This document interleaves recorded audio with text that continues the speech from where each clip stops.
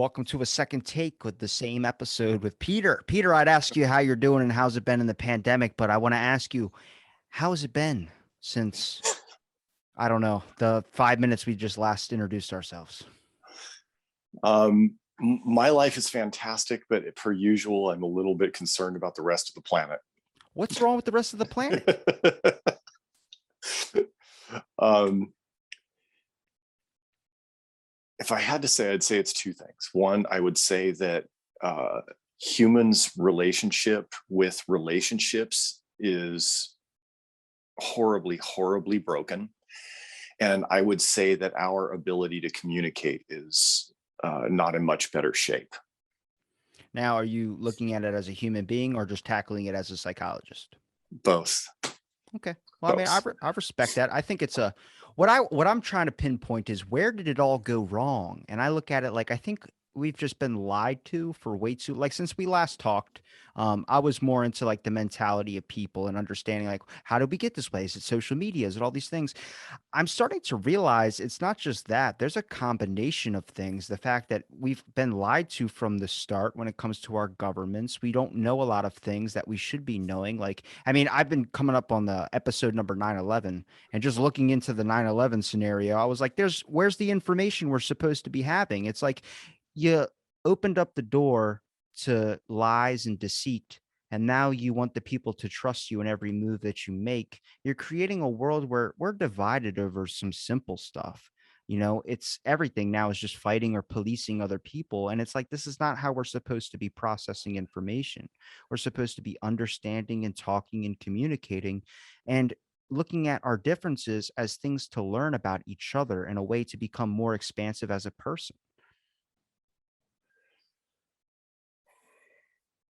The point is well taken, and I would certainly not disagree that governments are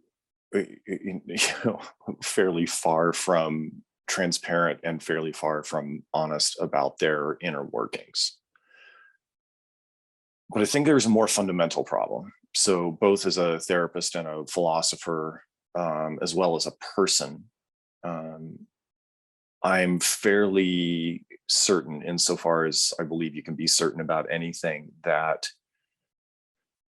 we very often confuse facts and inferences, interpretations, judgments, or assessments. That one of the reasons that we confuse facts with interpretations, judgments, assessments, and etc., is because sometimes those judgments or assessments, etc., are reasonable.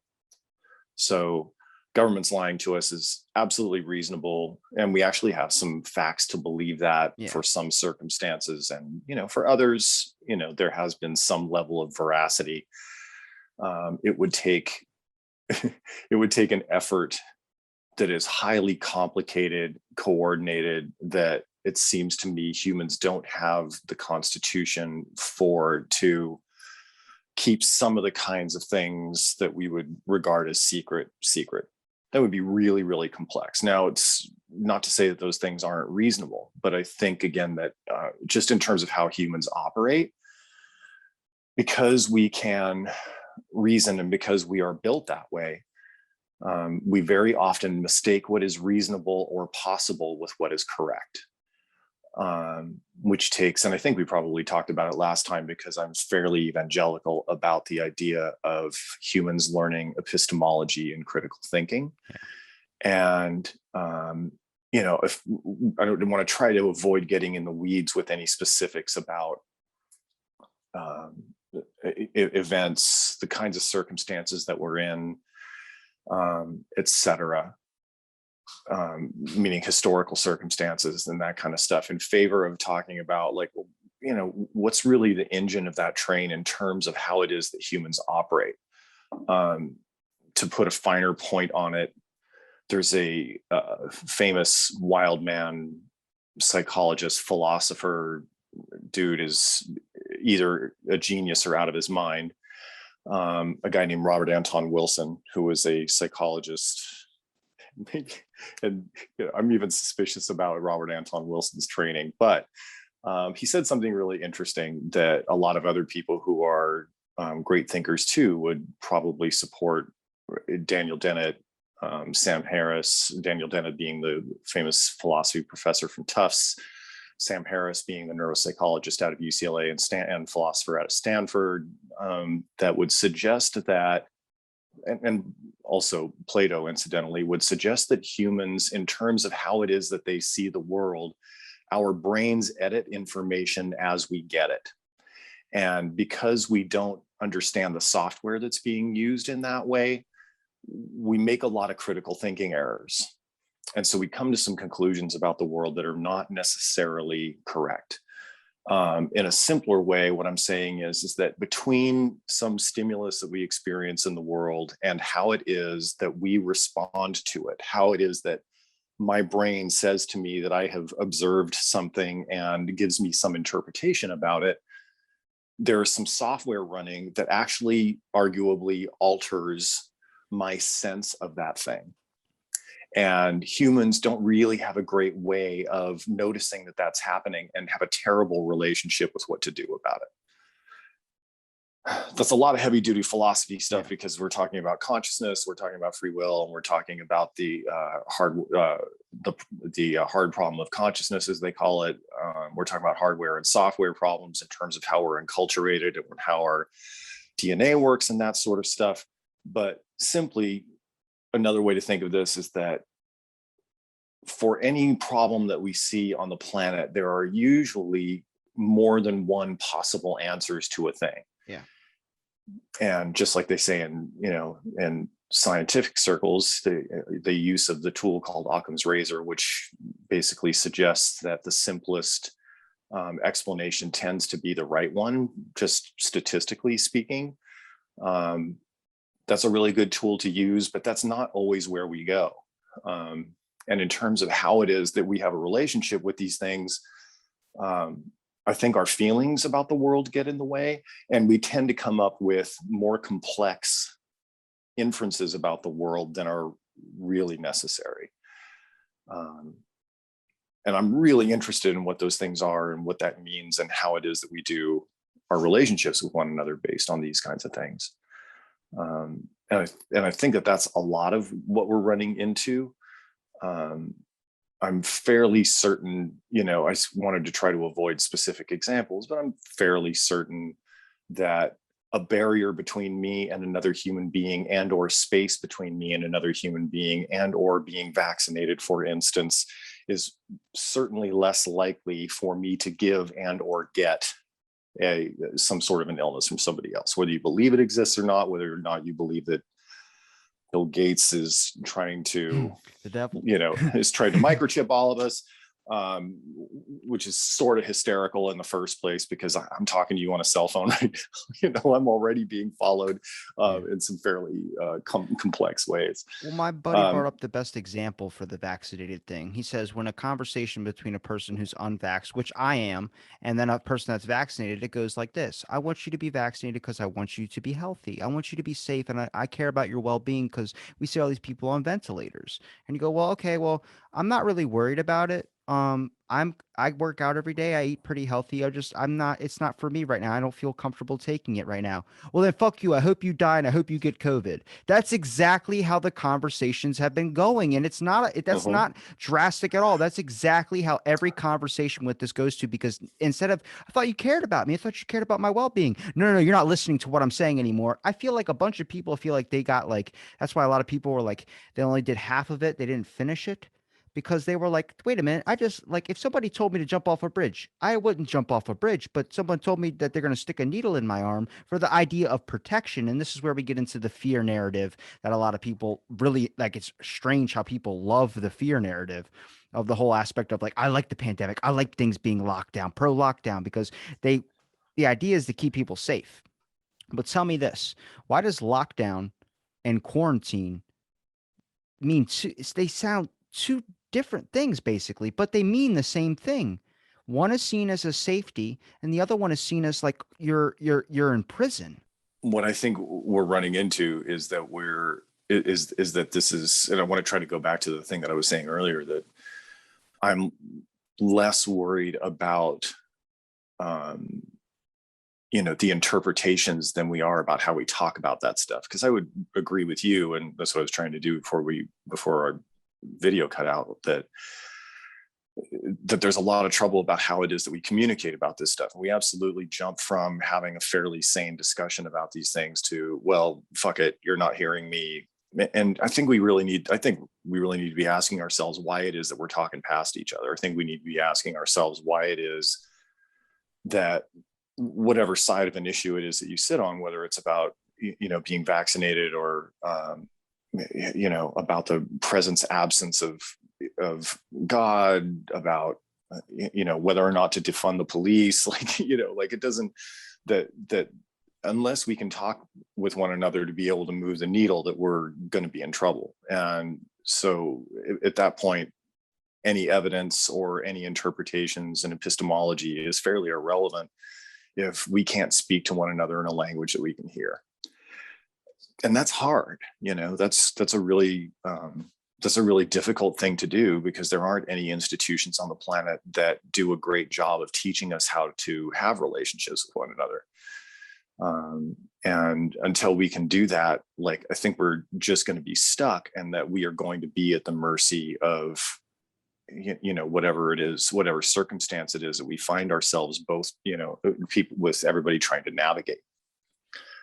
Do you think that systems aren't in play just because they're not really focused on that? Like I talk about, like, probably with the new generation, where everybody has a lot of problems with, like, this new generation's is crazy, they're batshit nuts. And I'm like, I don't think they're nuts. I just think this is probably the first time a generation has really ever cared about the people that are going to be following them. Every generation before has really never cared more. And you can't ask people to care more about someone that they don't know.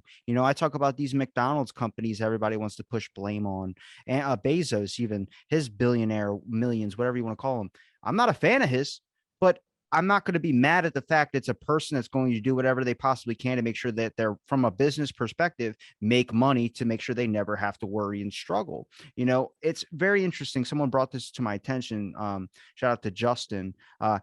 Past guest came to Ocean City. We hung out. Yeah. I was like, that's a fun scenario. But he was telling me, he goes, it's really strange how we consider rich like power. And I'm like, yeah, rich is like, it's like money is everything. It's a way to get anything done, even though that people don't look at maybe spiritual or emotional or mental health, even though we're looking into it now, it still would be easier. Like, money can pay off a lot of sadness.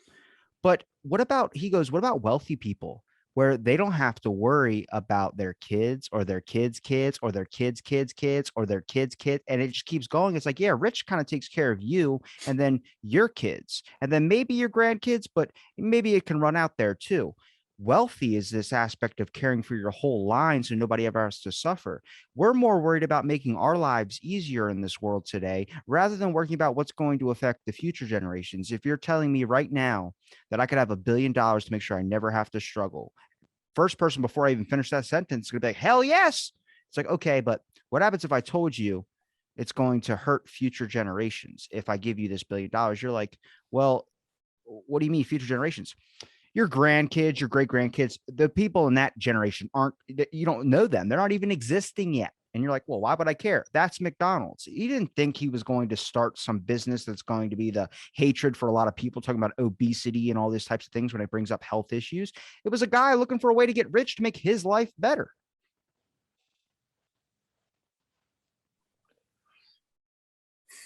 I think that has a lot of moving parts too. Everything does. Yeah, it's like, and I'm sort of in a place to think about, these kinds of things, because my clients in my private practice are sometimes, not all the time, but are sometimes people who are famous, infamous, have a lot of means and that kind of stuff. I'm in Pasadena, California, so I get a lot of entertainment industry people and people from other industries that would otherwise make them rich and or famous. You're Brad Pitt's people therapist. I wouldn't say that. Okay. I couldn't tell you anyway. I had to say, you'd have to ask Brad if that Off was air? the case. Can we talk off air? Like, oh, well, anyway, I don't want to go down that rabbit hole. And I certainly wouldn't tell you off air either, just because, like, I care about folk. But what am I trying to say? in short, where I was going with this is that we also have the tendency to compare our insides with other people's outsides. And it sometimes appears that these folk are doing better than they are, but people show up in my office because they're not doing well. And, I mean, look at, Brittany's not doing great right now, right? Like, this is a very public figure who is clearly, suffering in a lot of ways. And we tend to see people's highlight reels, when we're looking at them in these kinds of circumstances. I think that that's one layer of complexity. I think another layer of complexity is that it's really important for us to be thinking forward in terms of, what our legacy is and how it is that we're affecting other people, places, and things that will come after us. But it's also really significant to think about how it is that we got there in the first place, which is one of the things that I would argue is missing from these sorts of conversations. I'm going to go ahead and pick on people like Dow and Monsanto and these kinds of companies.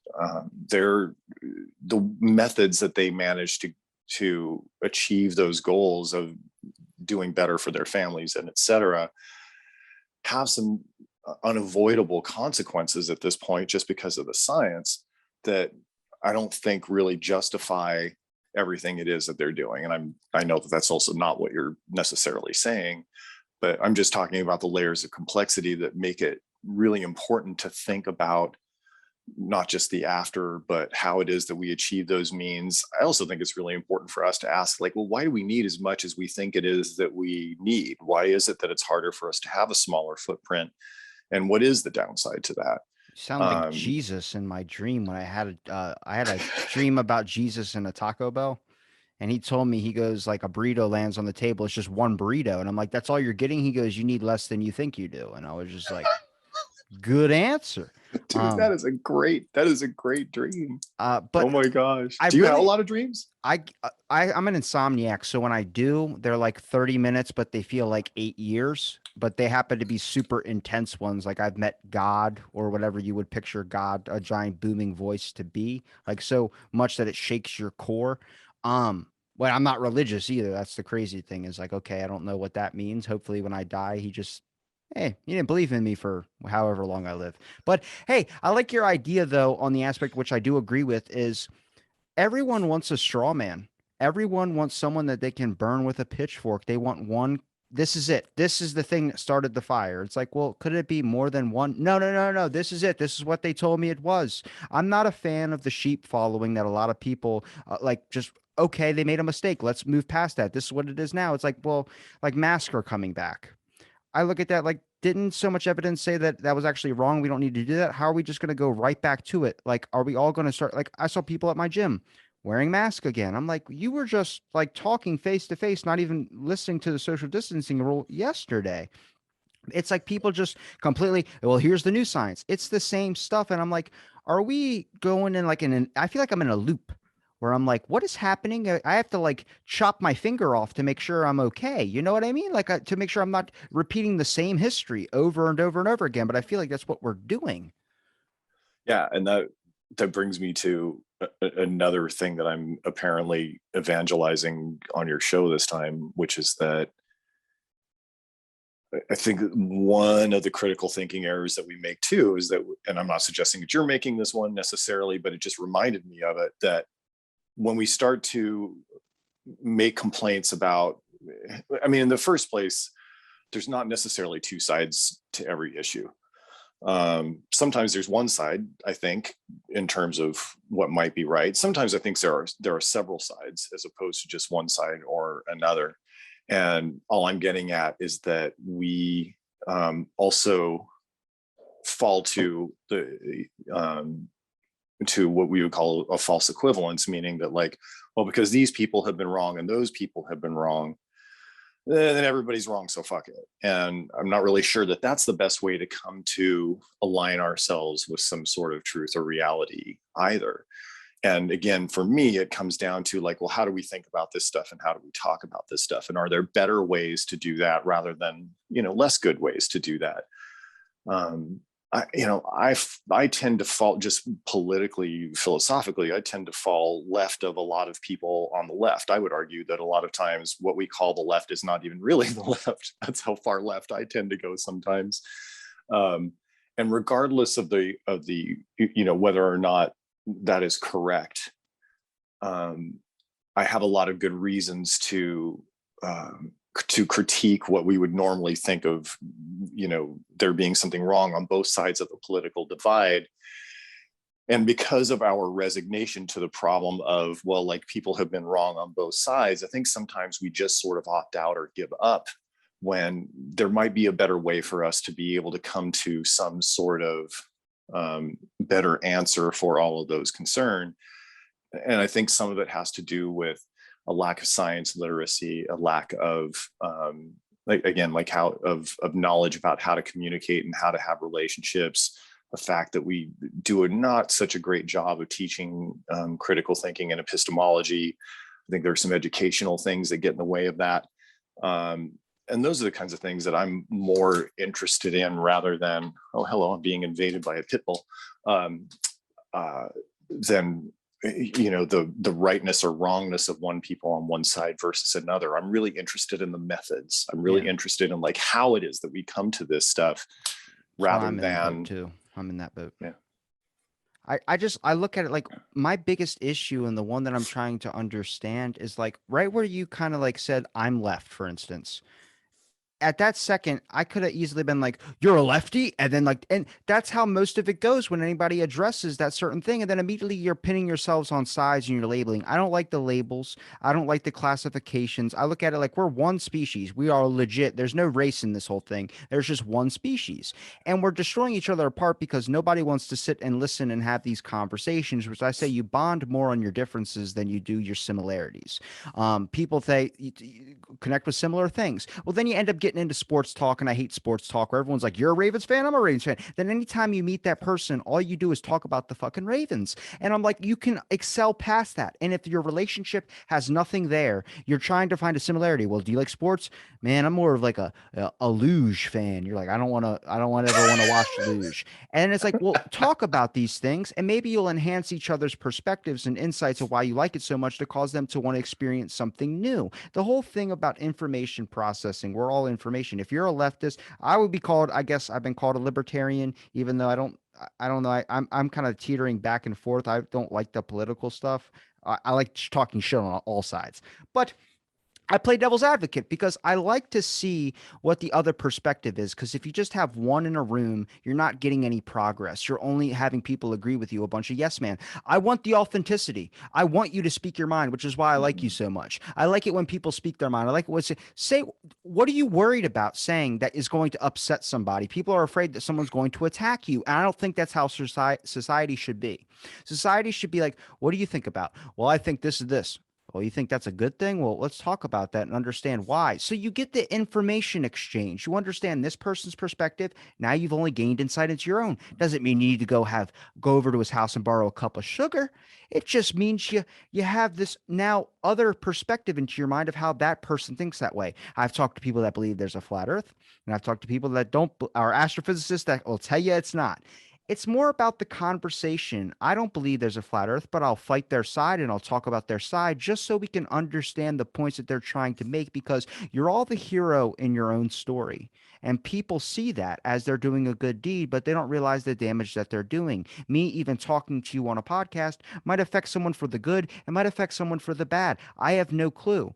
But are you willing to know that what you're doing right now in this moment is affecting someone's life in the worst possible way? And would you stop knowing that ahead of time? 100% I would. Only because I don't feel the need to cause anybody pain. But there's literal archerers of fucking pain on the internet that like they'll attack your weak spot, like you're balding up front, or you're cross-eyed, or they'll just hit you hard, and you're like, what is who took you behind a shed and just hurt you?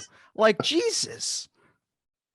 I think you're saying something that's actually really elegant, and that I would argue is one of the primary objectives of anybody who is any good kind of family or couples therapist. And that is, one of the best ways to be able to move past a thing is to have skills, and there's actual skills that are available to be able to understand how somebody else understands a problem.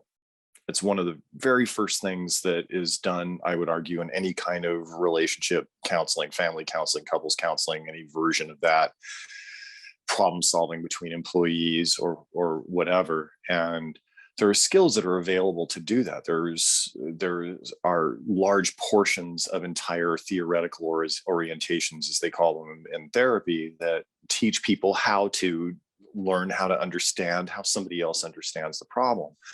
And anybody who's a good podcaster, anybody who's a good therapist, I think anybody who's going to be a good next door neighbor, I think anybody who is going to be skilled at having a relationship with another person, that has to be something that they either have an innate capacity for lack of a better way to describe it, or that's something that they're taught. And I love that you have that kind of an ethos. And there's lots of ways to do that. You described some of those ways that you do it, but I think that's so important, to be willing to be able to have a relationship with the other person that starts with like, I'm not interested in changing you, changing your mind, etc., but I am interested in understanding how you understand stuff.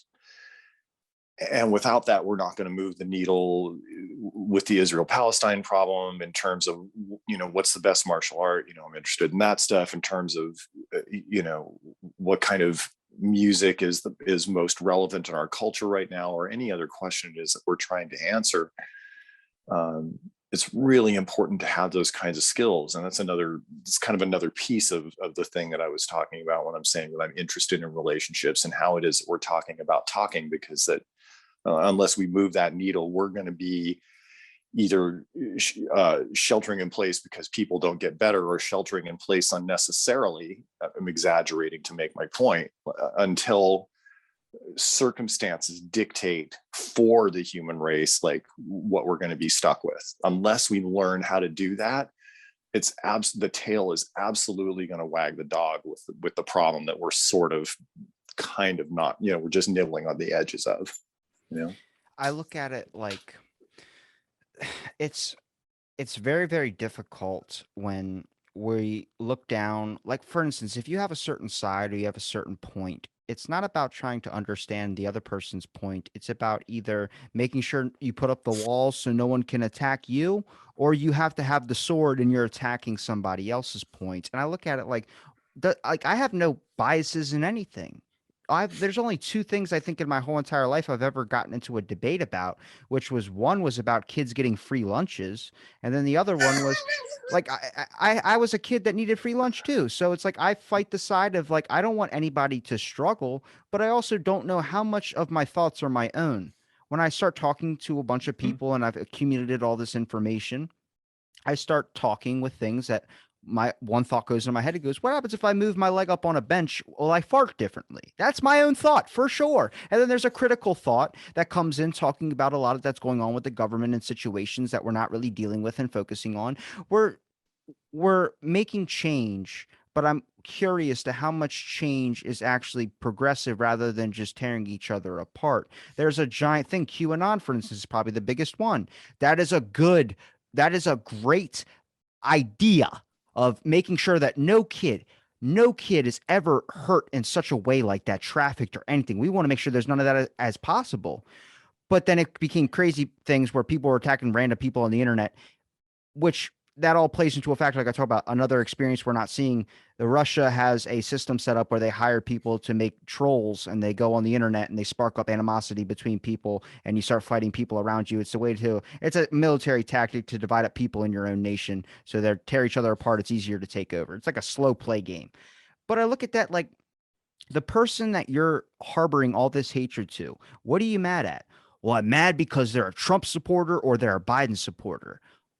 Okay, why are you attacking them like they're the person that's taking away your family? Why are you doing that? Because they don't know.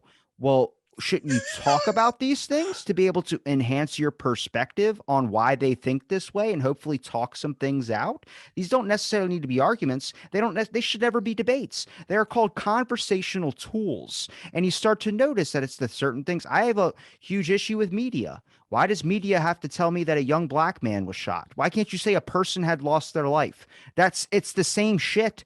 I get it. You're labeling it for the sanctity of labeling something and classifying and specifying this certain issue that happened. But you're starting off with like this race thing already. It's like we're all one human race. And then people could say, well, you're speaking from a white privilege standpoint. I don't fucking think so. I don't think so at all. I think I'm speaking from a human aspect of I never want to see anybody struggle. I don't want to see pain caused to another person. I'm more than willing to do things without other people knowing that I'm doing them because I'm more than willing to help without getting the credit for it. But everything nowadays has to be, did you hear about that guy? He did this. Okay. How did you find out about it? Well, he posted it on his social media. He already fucked up. He wants the credit. You don't do things like that. It's the unsung heroes, the ones that do stuff and they don't talk about it. Those are the people that we should be looking for. For Rob Lowe, I fucking love that guy. He talks about it so clearly. And I bet he's had a horrible history. He's probably had a drinking problem or something. I don't know, but I'm just saying some type of example like that. But he speaks with such clarity where he's like, I've fucked up in my life and I've worked past that. And you can work past that. But people want to hold it as a crutch. Like I'm never going to succeed because the things that I've done, or other people will do that for them. They'll hold it against them for the rest of their life. And I'm like, we're never going to excel as people. We're never going to excel to be the person that we want to be when we're not thinking on our own. We're not doing the things that we should be doing in our own lives, and we're trying to micromanage everyone else's. I'm not crazy in saying that, or maybe I am. I have no clue. I'm just going to sit here and listen to you talk. Well, I think I, because I think it's a better way to talk to one another. I try not to steel man my own arguments, but I will say that some of the things that you just said, I think support, the sort of one of the more fundamental things that I'm talking about today, which is that when you first started talking, you were talking about somebody having an emotional response to somebody's assertion about some belief about the world, what philosophers call a truth claim, and stepping past that emotional response and having a not right sized and maybe not the best version of critical thinking response to a problem. And that's what I mean about the software that's running. That's what I mean about like why it's important for humans to understand their software. Because if you were talking about like, well, who took you behind the woodshed? I mean, what you're saying is like somebody, it appears that that person is carrying some kind of emotional baggage that is coloring, that's making them wear a certain pair of glasses when it comes to how they perceive a thing. And that's what I mean. One of the things that I mean about the software that's running, and that unless we learn how to have a relationship with that, and we learn to notice like how it impacts how we see the world and how it is that we have relationships with one another, I think you're right. We're not going to be able to make any a move. I think being open is, like and you're a great evangelist for it, that, having some openness to different perspectives and different interests and different interpretations and that kind of stuff is one of the pieces. But I also think that another, layer of that is us understanding the software that's running when that happens, because you see it happen on TV, you see it happen on whatever Sunday morning talk show is on, or whatever news program is happening, where you can see these kinds of discussions go south from an objective standpoint. And it's almost always because somebody is making some sort of a critical thinking error, and or a critical thinking error is being driven by a lack of insight about that person's own software that's running and how it is that they came to a conclusion. They miss the method that they came to that conclusion, which the method is really important. It's freaking schizophrenia, man. I've been talking about it with all these conspiracies. I was like, it's just creating an era of schizophrenics. I think, remember when you used to do a job interview and you used to have that discussion of how the conversation was going to go in your head, and you're going to be like, hi, my name's Jim. Well, my name's Bob. Why do you want to work here? Well, I would think I'd be a great you would have this whole conversation and play out of an interview in your head. Now I think we've turned that into, whenever we see somebody with a certain political stance or something like that, we have the conversation in our head. We go, well, this is how this is going to go out. He's going to tell me I'm a piece of shit. He's going to say, build a wall. And the next thing you know, we're going to be fighting. So they go, well, I better stop him now. Hang on a second. Then you run up to him and you fucking start. That's kind of how this whole thing goes with masks, for instance. You see someone not wearing a mask in your head, you're wearing a mask. You're thinking, oh my God, well, this person's going to end up he's not following the rules. It's rule following. If I got to follow the rules, you got to follow the rules. Nobody's above the rules. If I have to do it, you have to do it. And then they go up to him and they confront with such high 10 level energy, where this is where we see this type of stuff. There was a woman who, she was caught stealing and she had like a psychotic break. And people are like, look at this crazy bitch. She's rolling around on the floor, screaming and like crying and going, you're breathing on me. And she's like screaming and shaking her legs. And I just look at that, like, people like saying, commenting like the worst things. And I'm like, this is a person who's mentally not stable. This is a person who is not fit and they need help. They have something probably going on in their life. And I see your face. You're sad about it. I was sad about it. But instead, everyone listened like, this is what we call a Karen. This is what we call this. I'm like, that's not what that is. That is someone who needs some psychology counseling or something, because they have something going on into their life that they're not handling. Because when you physically see somebody break, when you see a tear run down their eye, when you see them literally freak the hell out, and from someone like myself, who's had these moments where I had to get away and I just can't handle it, I don't want to do it anymore, you find the empathy. And the greatest light out of this pandemic has been the fact that the first 2 weeks, people gave a shit about another person. But why is the system set up in such a way that it takes a 9/11 scenario, it takes some type of crazy disaster to unite us in such a way to give a shit about the people around us? And I think that's because everything in the world is set up to not give a shit about that, care about your own life, which in some cases you should, but you make the bill to survive so damn costly that no one's going to want to do anything when they get home from working an 8-hour or 9-hour shift. They just want to sleep and eat, and they don't want to talk to anybody. Now you're not letting the public or the community form. And when you don't let the community form, you're going to have fights because no one can talk, no one can understand, no one can interact, which kills a sense of your mentality, makes you a drone, in my opinion. You're saying actually two things that are near and dear to my heart. And in my classes, and I think almost a better, I teach MMA, but I think of an almost better example is in teaching jujitsu proper. One of the things that we suggest to people is be careful and be suspicious of going too fast. If you go too fast, you tend to make mistakes and not see why a thing doesn't work. If I teach somebody a choke that maybe has, 5 or 6 steps, I would argue that a good coach, after they show you those steps by the numbers, hopefully with a method that they can actually see the best places to stop rather than just giving you all 5, 6 of those steps, that one of the things that we do as a part of that process of being a good coach is talking about, well, here's where it tends to go wrong. Here's where it's most likely to not work. And you cannot see that if you go too fast. And that same principle shows up in conversations, choice making, relationships, making interpretations about the world. All of those things are definitely true. And the other thing that you were talking about when you were talking about Ranting. What was that? I was ranting. ranting. Yeah, but I'm trying to get back to it because I kind of lost the other thing. I'm kind of losing the other thing that it was that you were talking about that I thought was so important. It'll come back.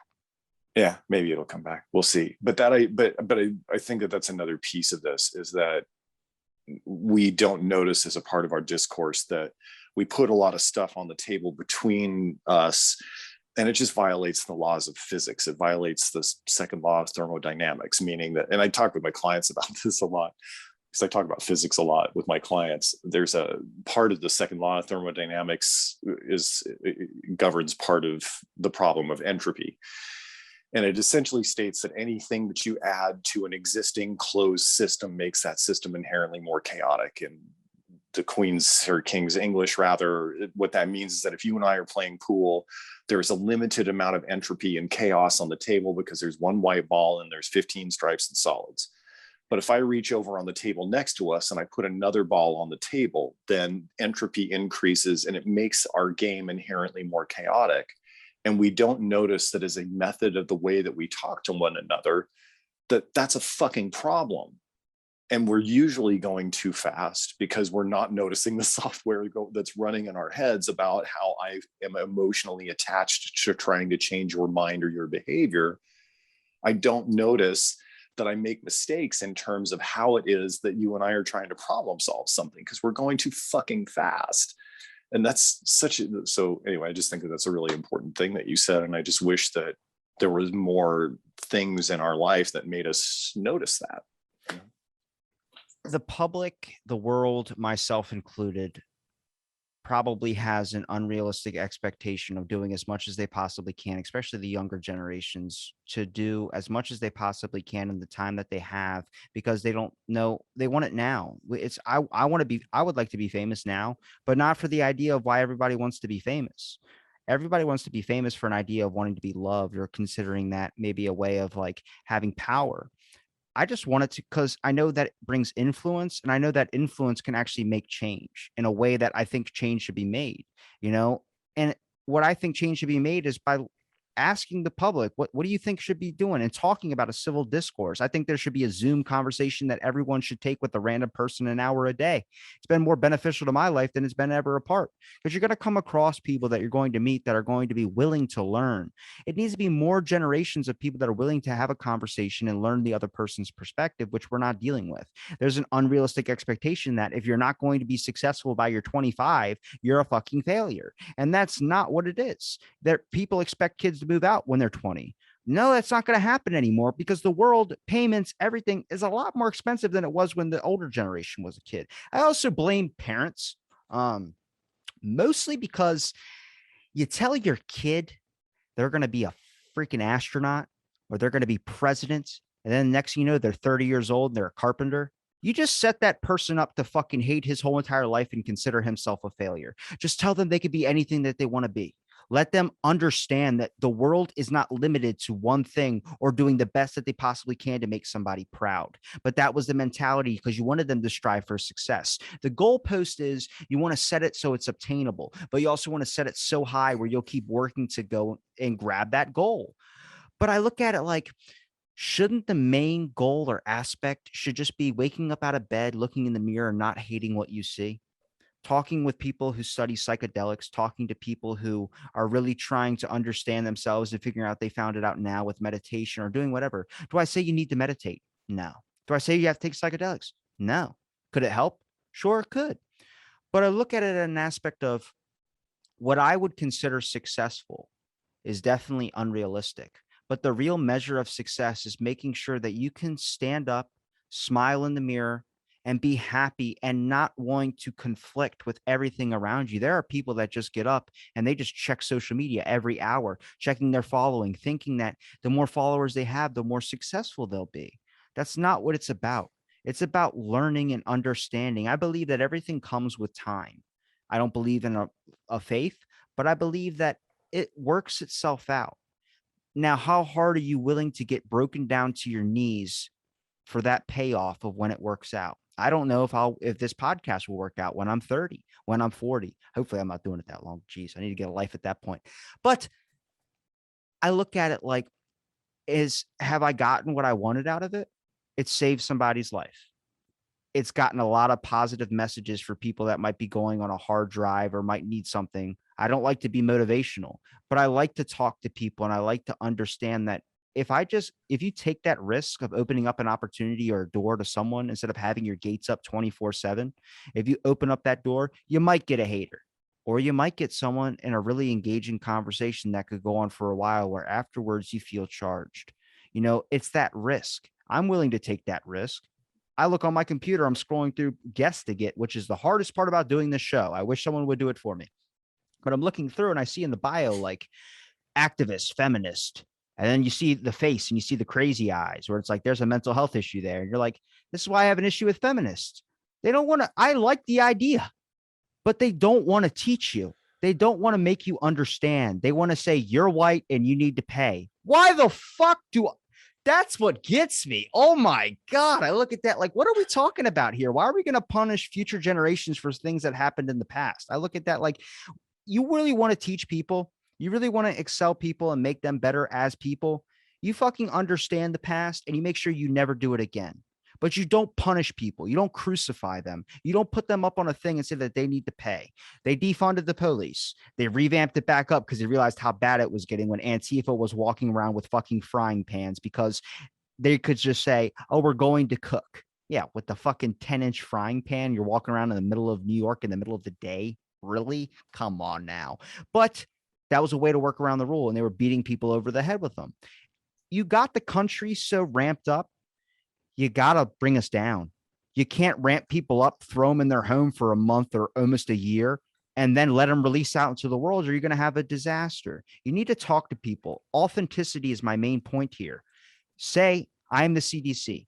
I fucked up, but we're learning from that. Science isn't perfect. So you don't have a bunch of people saying science is bullshit. Just say science makes mistakes. We make mistakes. People make mistakes. Joe Biden makes mistakes.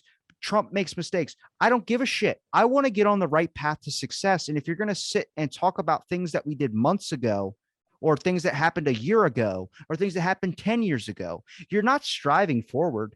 You're fucking holding on to the past like a fucking that tool shed thing. You're holding on to that incident and then taking it out on every single person that you meet. You're not moving forward. You're not excelling. You're in a loop. And I don't like the loop. I want to find a way out of it. I'm looking at the machine and I'm tossing a wrench into it.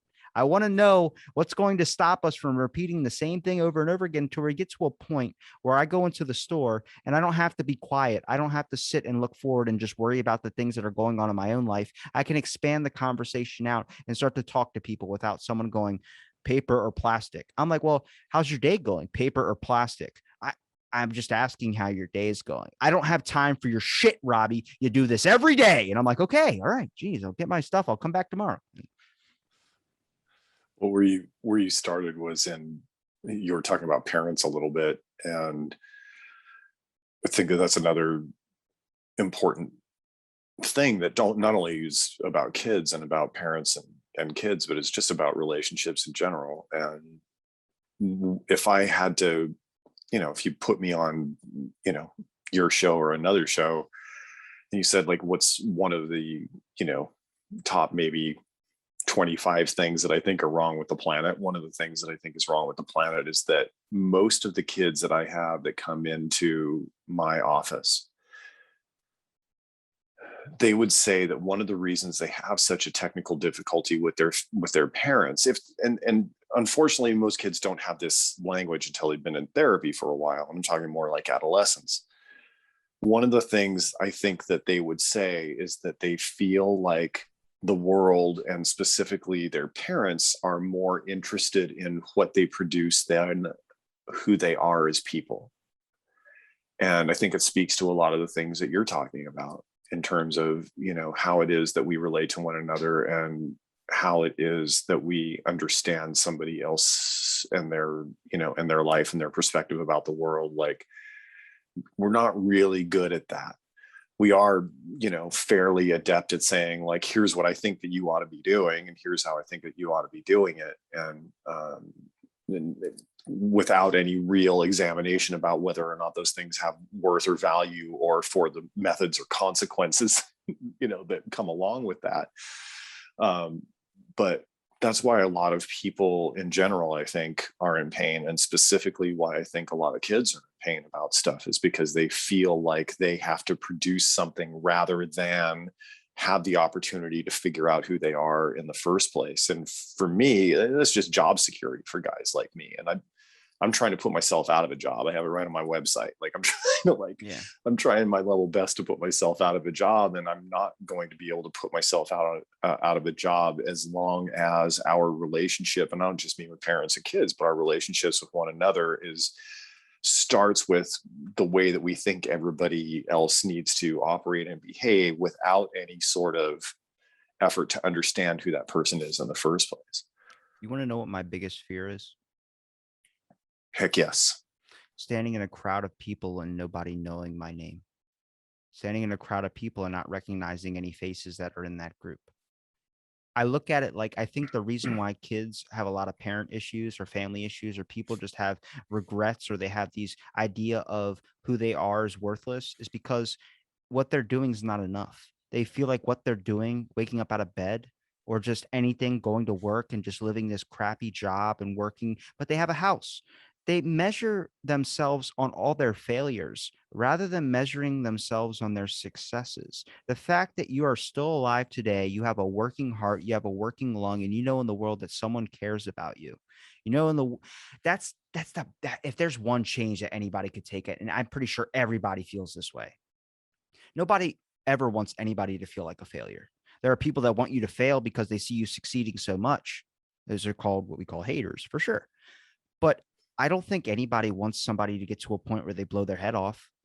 I can ask anybody, whether you're a fascist, whether you're a feminist, whether you're whatever, every single person that's a, if you're, I wouldn't say the Nazis. I don't know what they believe. Well, I do, but I don't think it's a, I'm not going to go into that. But when you ask somebody, would you be happy with what you just commented ending somebody's life? A bunch of people are like, what? That's what's gonna happen. I'm telling you, I'm seeing the future. It's gonna happen that way. I don't believe you. Okay, well, imagine if I was God and telling you that, or imagine if I was some omnipotent being that could take you into the future, show you your actions, and bring you back. You feel horrible, wouldn't you? Well, I feel 100% horrible. Okay, then why do you feel the need to do that? Well, I'm just so angry. Angry about what? I don't know exactly. Focus in on why you're angry. Is it because you feel like a failure? Because you're not. There's the software again. There's the software again. You It, know, I just it's mind boggling to me. And I'm not some a Socrates. I always tell people, like, when they put up, like, here's my philosophical, whatever you want to call it, quote. I'm just a person that wants to see other people succeed as well too. My whole thing is I am nothing without the people around me or the people that help me do the things that I can do. I'm a constitute of every environmental influence that has turned me into the person I am today. And I think that's with everybody. But everyone sees the only way I can succeed is, like, for me, I've spent most of my childhood, a lot of my time, because my parents worked all the time, in isolation. Now, if you would have took me back, and this hit me the other day when I was staring out off my back porch looking at a tree, I was also getting hammered. But I digress. But I was looking at this thing and I was like, so many of my thoughts have not only been from conversations with people, but also the ability to, when I'm sitting here and being alone, to really focus in on a lot of things that are like, this isn't a time to be hateful and hate people and want everyone to die because nobody wants to give you the time of day. But this is a time to look into your mind and try and enhance your perspective on things. And I could have took that a horrible way all those times, but I didn't. I looked at it like, I'm going to start thinking. And then I can get deep when I want to get deep. And that's all because of the time I spent with isolation, looking into my own head and really looking into my thoughts. But people look at that as, I'm alone. I'm never going to have anybody. You can think that way, sure. But what are you going to do to improve it? Because sitting and sulking about it's not going to get you anything. Instead, why don't you look around you and look at the things that you do have? The fact that your heart is working, the fact that you still have every single body part, hopefully you do, or the fact that you're just even thinking. You're even able to comprehend a sentence without thinking that someone's trying to kill you because you're developing some type of mental disease. People don't look at that as success. People look at, I'm driving a shitty car, or I just got arrested, or I just got this. Doesn't mean you can't change. Your life might suck right now, but what's to say what's down the road? The issue is trying to look down that tunnel and see that light is the hardest thing for a lot of people. And I could tell you, from someone that's not in it right now, I have my moments where I'm like, damn it, this tunnel is never going to end. But if you stick it out, if you take a nap, dude, I take a nap and I feel 1,000 times better when I wake up. I'm like, what was I upset about? Oh yeah, I chopped my arm off in my sleep. Whoops. But you look at these things and you start to understand is that you built it up so much into your head that you created a false reality that is not necessarily true. That means the person, your neighbor, isn't trying to kill you. Your neighbor just wants to say hi. But now when someone says hi to you, you go, what do they want? Because for so long, only time anybody's ever interacted with you is when they wanted something, when they needed something. I'm not getting anything out of this besides a conversation with you that hopefully someone else will pull something out of it. But I'm not getting money for doing this show. I'm not doing anything for this. This is only to have a good chat, have a good conversation, learn a little bit. Maybe I'm selfish in the aspect of learning. But for so long, the world has run off of, I'm only going to want to talk to that person if I can get something out of it. You know how many messages I get from people that I haven't talked to in a year and a half that see the show going or coming up on whatever 900 or 1,000 episodes? They go, Hey man, see the podcast going. You mind if I be on it? When have you ever given a shit about anything through all the hard times I've been through? But it's an aspect of wanting to see somebody else succeed and then you want to ride the fame. I don't have fame. I don't know what people are seeing out of it. But I see the world in an aspect of how many conversations where you talk to somebody, you go, I'm never going to talk to this person again. But you tell they want something out of you. Like when they say, what's up? It's like, what's up, man? What do you want? Oh, how are you doing, dude? You can tell there's bullshit there. What's cut the small talk? What do you want from me? That happens so much nowadays. Where why do you expect people to have a conversation with someone when every time they do have a conversation with someone, they end up hearing, "Oh, you want this from me? Okay, I mean, sure, I can try and get you a job." I'm not saying you. I'm just saying in general, people Oh, expect this, and it's I see it too. I don't ever if I can't do it myself, then what's the point of doing it? You know what I mean? You have to be self-sustaining in a way, but you can't push the blame when something goes wrong onto other people, which is what the world wants to do today. I mean, I'm not s- smart in that aspect. I think that's just from common observation of like you look at the world, there's a lot of good to it. But everything that gets put on the news, everything that gets pushed into your eyes on that phone screen is either jealous intent or horrible things that go on. When you free Britney, it's a good thing to do. You want to look at that like she's been in a horrible scenario. But what do they show you? All the crappy shit that has happened to her. Not that she's doing successful now. She's trying to get her life on track. She's trying to do all these amazing things. No, you see protest rallies where people are screaming free Britney. And then everyone looks at the guy who's leading that march and they go, that dude's a pedophile. I'm like, what the fuck? The whole point is a free Britney rap. What are you talking about? And it's like, oh, well, I only see that guy and that's the face of evil. So I'm not even going to deal with this. And it's like, then now you just lost a supporter. What are we talking about here? I don't know. I ranted again. I'm sorry. see, no, it's okay. I was thinking that because I actually took three things away from what you just said. The first one, well, I'll Well, go to the hopefully first it's one good. last. Jeez, I feel like I'm. Yeah, no, it's great. I like just before you started talking about um, gratitude, you had started talking about success, and then you kind of ended a little bit, sort of nibbling around the edges of success. Like our relationship with what it means to succeed is really bad, and gratitude's a great thing. But you talked about something else today that if I remember correctly, we might have even talked about last time, which is that the loss of community is also part of the reason we're in the trouble that we're in, and again, I would argue that community is still based on our capacity for relationships and our ability to communicate to one another, and we're bad at it in our environment. Like you've talked about it 3 or 4 times today, that there are things about our world that are actually barriers to us being able to have community with one another, and I think that we miss those things too. And and that's something that I'm also really interested in, because I really wish that we did have better community with one another. And it's really clear that it's something that we all want, you know? Somebody got a phone call, Sorry, I'm back. but That's all I had to say about the thing anyway. I wasn't going to turn it into a big, I mean, I have lots to say about community, and I have lots to say about our relationship with success, and certainly like how it is that we get there. But the community thing is really important to me, and I do get a lot of my clients when they come in my office. Like, maybe this is something that I had mentioned last time, but one of the last things that I ask when I do an assessment with somebody, and normally when you go see a therapist, maybe you fill out a questionnaire, maybe you just do an interview, maybe you do a little bit of both. Usually takes 40-45 minutes, and then they start asking you what you want to work on in the last 5 minutes. The way that I do my assessments is I actually do a double session whenever I do an assessment. And the very last thing that I ask is, who's your best friend?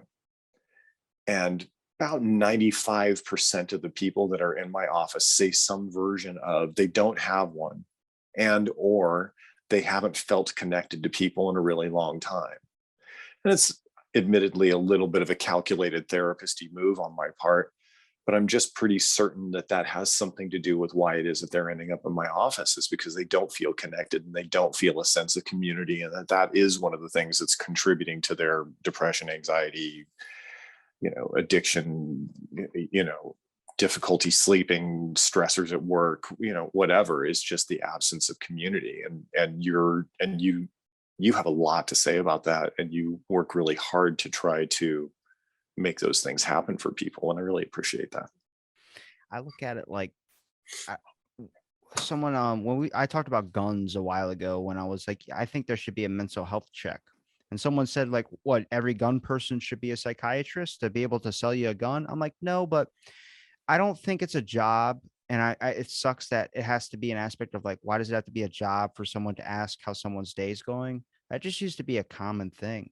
Even if it was banter of how's your day going, someone would say, good, how about yourself? And it would be a stop, pause, and talk for a second, and then move on to whatever you had to do.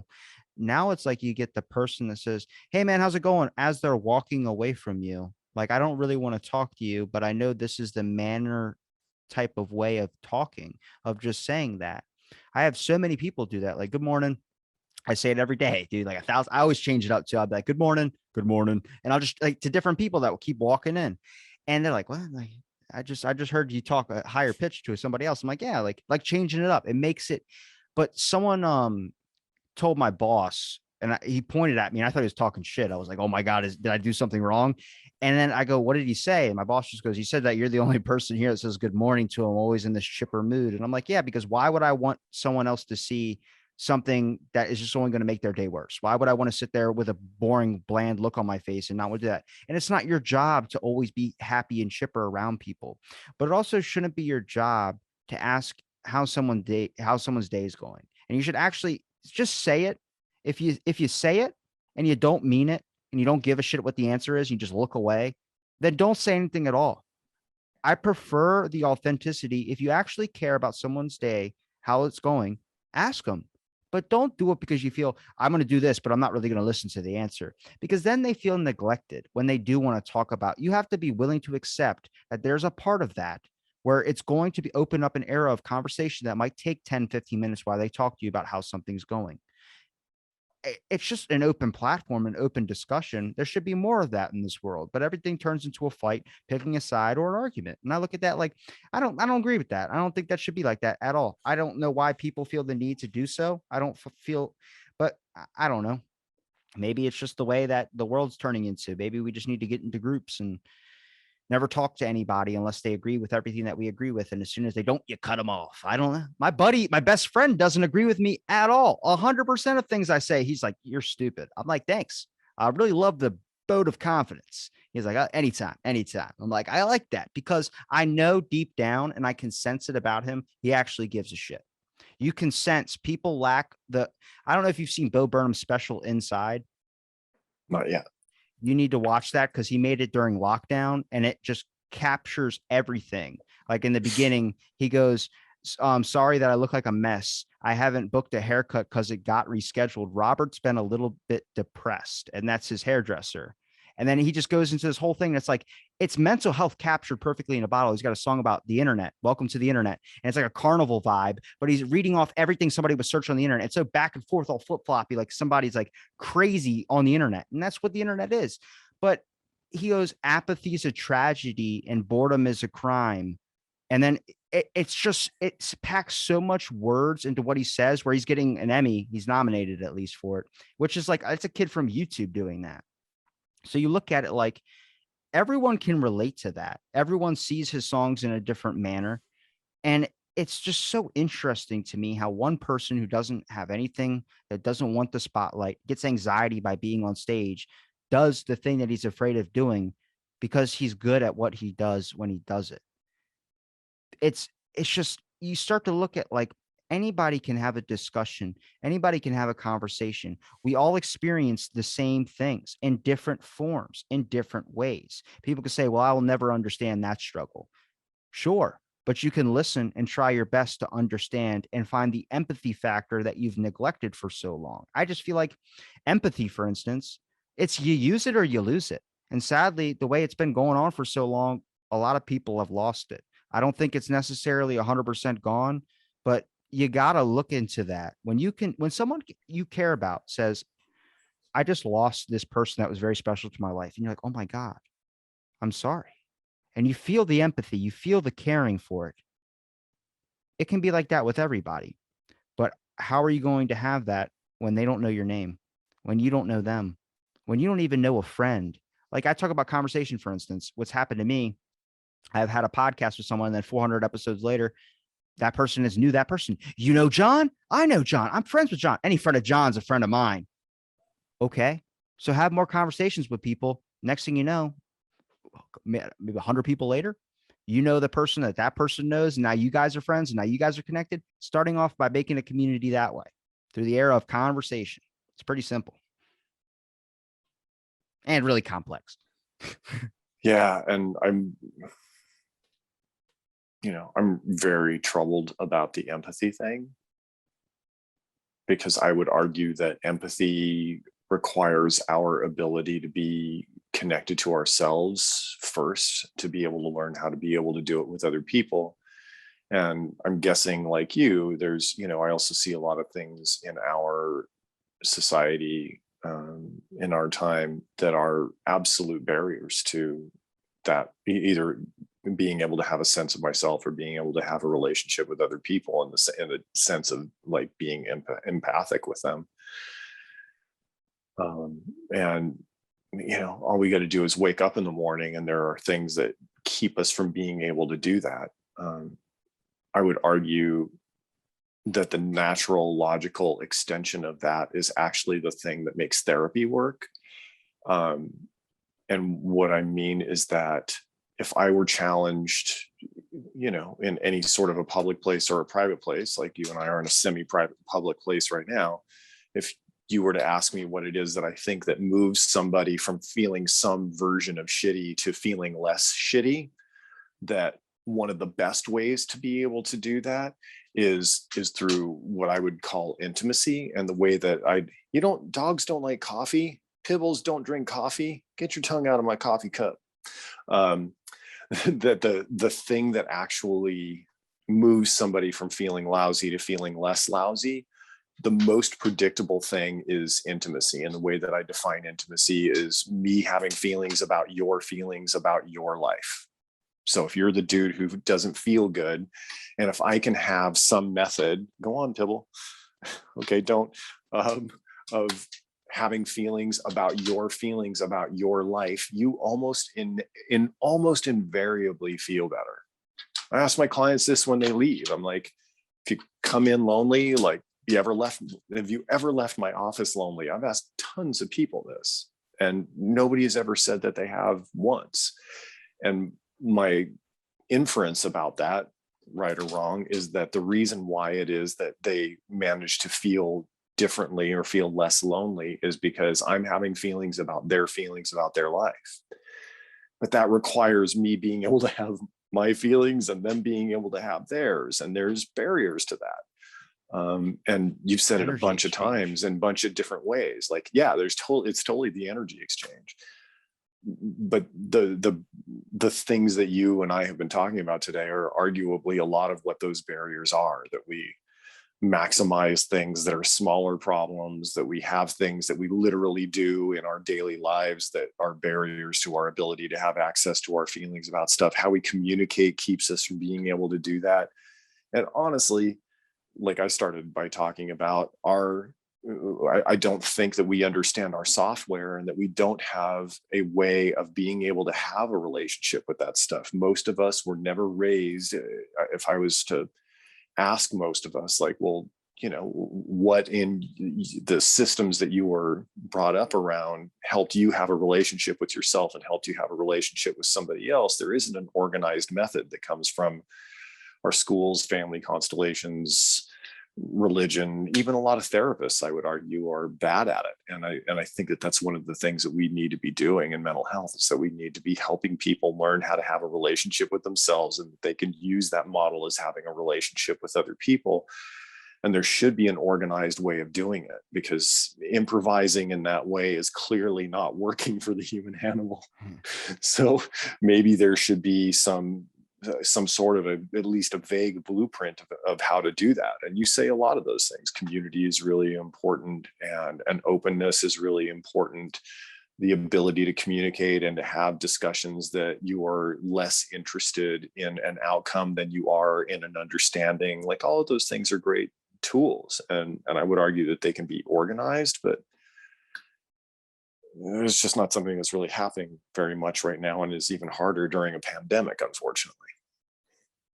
Peter, you giving me enough of your time, man. I'm gonna have you back on again. Can we not wait so long though? Can we just like do? We'll do like one Anytime.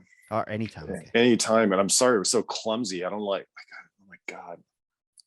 I apologize for it having been clumsy. I bought a brand new Alienware box.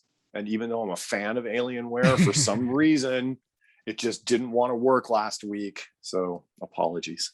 It's perfect because we still got it in there. That's the thing. We still made it happen. We make it work, and that's what people can do. We can make it work. So, Right? Peter, we're gonna have you back on. Is there anywhere people can find you, find your links at before we wrap it up? Thank you for asking, and thank you for having me. You're always a fantastic and gracious host, and I do appreciate your openness, willingness, and your effort to build community with folk. If people are interested in finding me, they can either find the my website for my therapy practice is april30th.org. That's april30th.org. My martial arts school that I teach at is SBG SoCal, Straight Blast Gym, Southern California, and that's sbgsocal.com. Straight Blast Gym SoCal.com. And I was the once engineer producer for a band called Ohm, and Ohm is at officialohm.com, OHM, as opposed to OM, as in the electrical measure of resistance. And for the people that are listening to that and just heard it and trying to rewind it back, I'm going to put the links in the description to be able to find that. And thanks for listening to this episode Out of the Blank podcast.